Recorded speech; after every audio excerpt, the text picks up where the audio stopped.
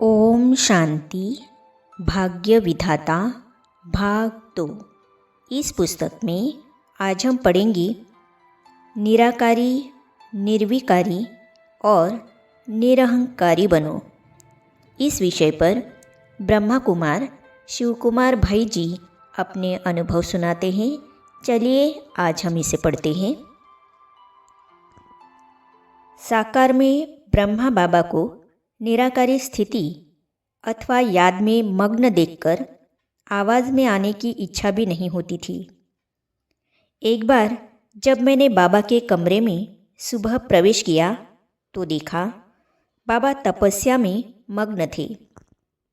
उनके कमरे का वातावरण अलौकिक तथा शक्ति संपन्न था। कमरा सूक्ष्म वतन सा लग रहा था। पूरा ही कमरा दिव्य प्रकाशमय अनुभव हो रहा था। मैं भी उसी वातावरण में खो गया। उस समय मैं बाबा के पास कमरे में अकेला ही था।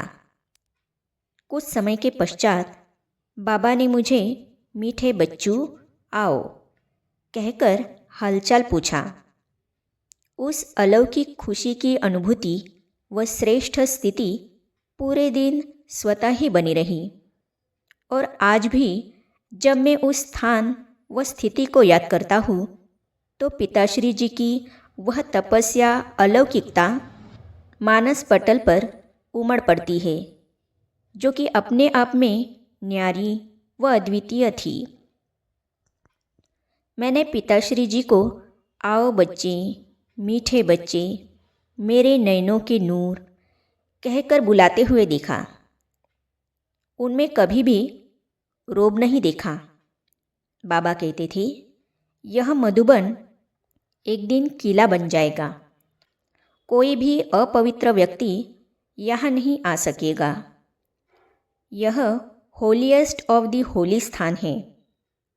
पिताश्री जी की वाणी, कर्म और व्यवहार में मधुरता, पवित्रता, कार्यकुशलता और निरहंकारिता थी। वे स्वयं सब कार्य करते हुए भी बच्चों को आगे रखते थे। सर्व शक्तियों और ज्ञान के अखुट भंडार होते हुए भी निर्माण चित्त थे। एक बार एक बहन किसी अधिकारी को मिलाने के लिए बाबा के पास ले आई। बाबा उसे ज्ञान के कुछ राज समझाते हुए बोले कि मेरे से भी ज़्यादा अच्छा मेरी बच्चियाँ समझा सकती है। वे सदैव दूसरों को अपने से आगे बढ़ाते थे। माताओं कन्याओं को सदैव आगे रख उन्हें योग्य बनाया। उनका कहना था कि दूसरों को आगे बढ़ाना ही आगे बढ़ना है। पिताश्री जी के अंतिम महावाक्य थे, मीठे बच्चे, निराकारी, निर्विकारी और निरहंकारी बनो। सेवा द्वारा सर्व को सुख दो, दुआएं लो। पिताश्री जी कहते थे, मीठे बच्चे, मन वचन कर्म से सभी को सुख दो, किसी को भी दुख न दो। श्रीमत पर चलोगे तो श्रेष्ठ बनोगे। सर्व को सत्कार दो, हाँ जी कहो। यदि किसी को नाराज़ करते हो तो उसका भी थोड़ा बोझ आता है। कई बार बाबा भंडारे की इंचार्ज भोली दादी जी का भी मिसाल दिया करते थे कि यह बच्ची सदैव हाजी कहती है, सर्व को सुख देती है, किसी को नाराज़ नहीं करती है। सुख देने वाले स्वतः ही दुआओं के पात्र बनते हैं। मधुबन में बाबा के पास एक गौशाला थी, जिसमें से एक गाय को सिरोही के पास किसी व्यक्ति को दे दिया था। वह गाय लगभग 40 किलोमीटर दूरी से अकेले ही वापस भागकर आ गई थी। यह देख बाबा मुस्कुराने लगे और कहने लगे, आश्चर्य है।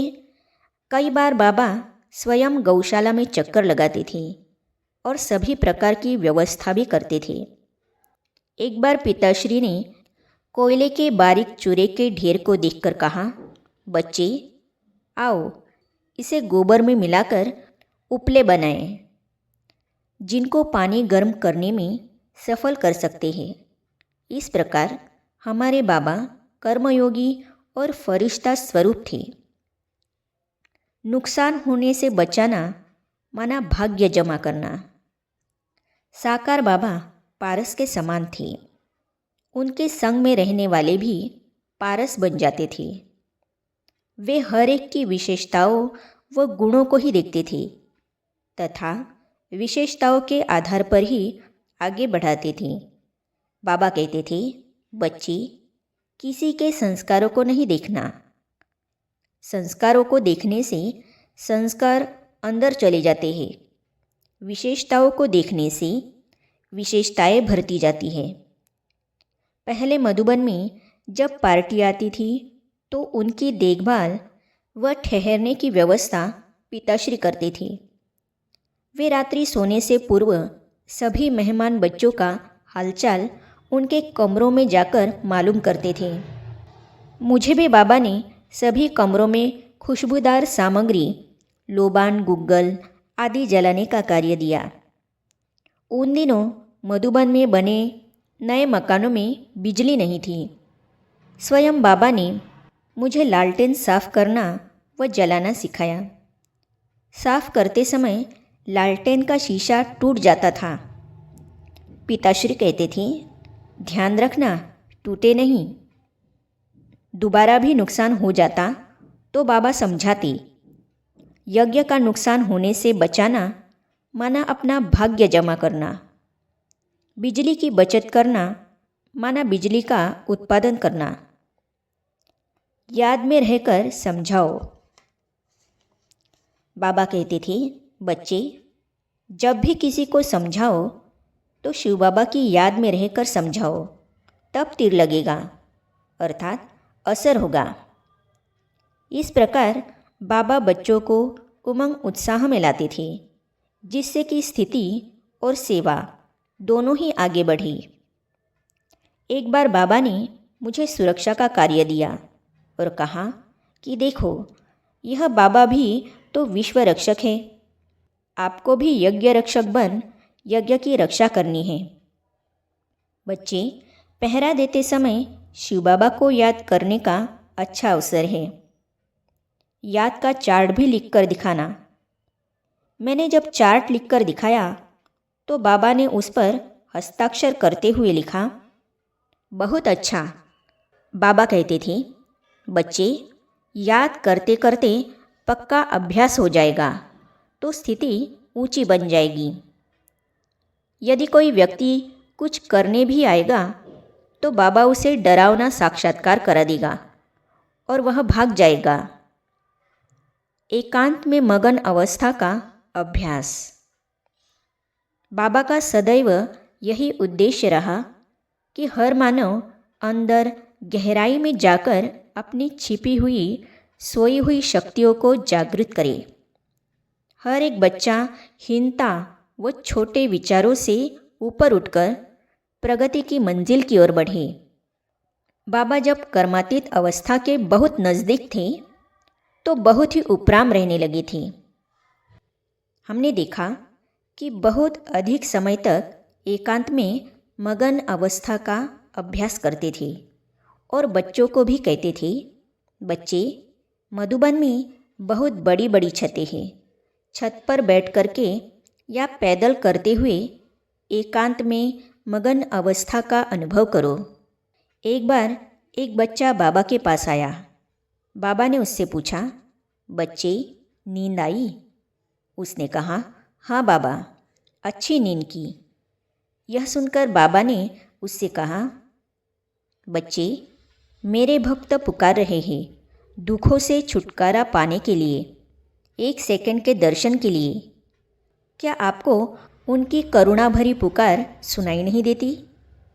सवेरे सवेरे उठकर याद में बैठेंगे तो शक्तिशाली अनुभूति करेंगी और करा सकेंगे। आगे हम पढ़ेंगे, बाबा ने कहा, शेरनियाँ सामने बैठती है। इस विषय पर ब्रह्मा कुमारी सुषमा बहन जी अपने अनुभव सुनाती हैं, तो इसे हम पढ़ेंगे अगली कड़ी में। तो ये जानने और पढ़ने के लिए इस चैनल को सब्सक्राइब करने के साथ ही साइड में जो बेल आइकॉन है उसे भी क्लिक कीजिए ताकि आने वाली सभी वीडियो और अब तक की सारी वीडियो आप तक पहुंचती रहेगी। ओम शांति। पवित्रता का हृदय कुंज में ऐसा पुष्प खिला, जिसकी सुगंध से जीवन में सुख ही सुख मिला। पवित्रता का हृदय कुंज में ऐसा पुष्प खिला, जिसकी सुगंध से जीवन में